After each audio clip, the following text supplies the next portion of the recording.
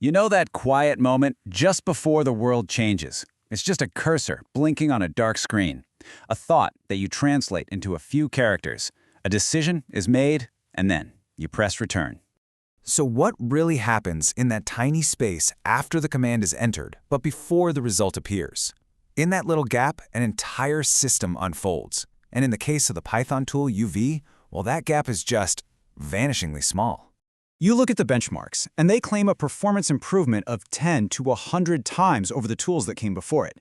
I mean, that's a number so large it feels like we're talking about a completely different category of thing. But how? To install 43 packages, the system takes 208 milliseconds. Think about that. Not seconds, milliseconds. It's literally faster than you can blink.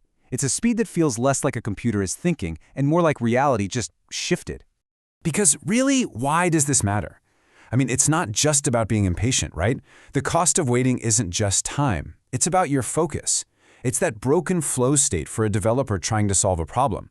And if you zoom out in these huge continuous integration systems, it's thousands of those tiny delays all adding up into hours and hours of wasted computation. So to really understand this speed, you have to understand a series of very deliberate and, frankly, very clever decisions. Okay, so the first layer here, the first place to look, is the dependency resolver. And the best way to think about it is, well, like a detective solving a really complex case. The system uses this really interesting hybrid model.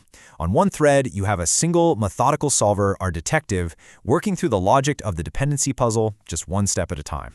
But here's the trick. This detective doesn't go out and fetch its own clues. No, it sends requests to a totally separate asynchronous team of fetchers. These are the researchers who go out and grab all the information from the network at the same time. So the detective is thinking in a straight line, while the researchers are fanning out in parallel. Now, in dependency resolution, you hit contradictions all the time. It's just part of the job. A naive way to handle this would be to just backtrack, undo the last step and try something else. But this system, it's designed to learn from its mistakes. This is all built on a principle called conflict-driven clause learning. It's like our detective. When they find a clue that completely contradicts the evidence, they don't just throw it away. Instead, they write it down in their notebook. Okay, package A version 1.2 and package B version 3.4 cannot exist in the same universe. That note becomes a new rule, and it guarantees they will never ever waste time chasing that same false lead again. It actually learns from every single dead end.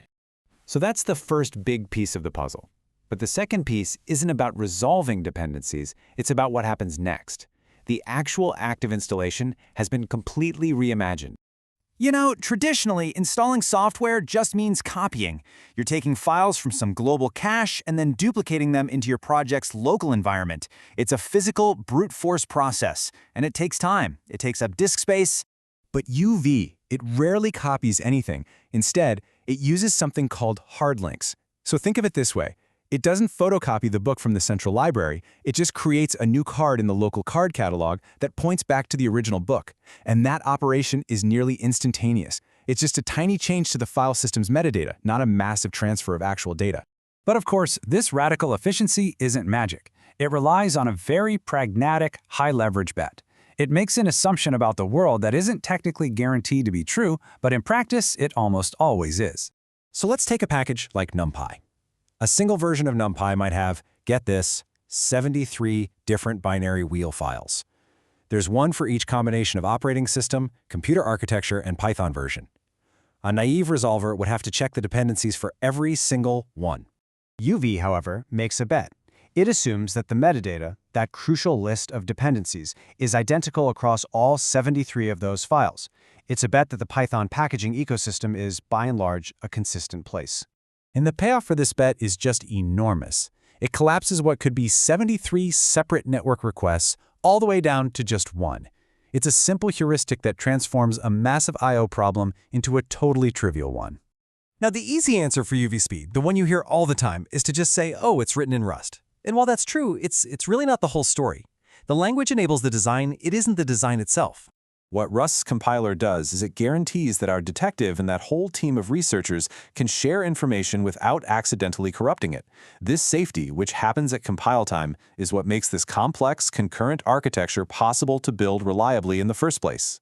And then there are no unpredictable pauses.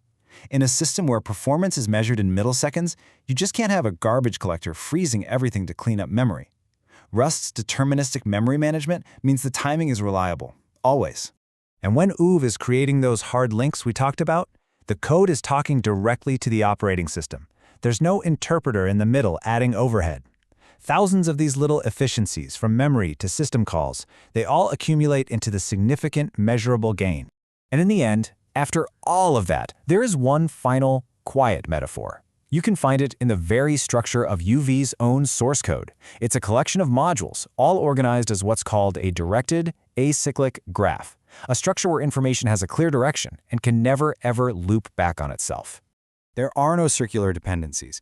It's a system that's designed for clarity, where information only flows downward.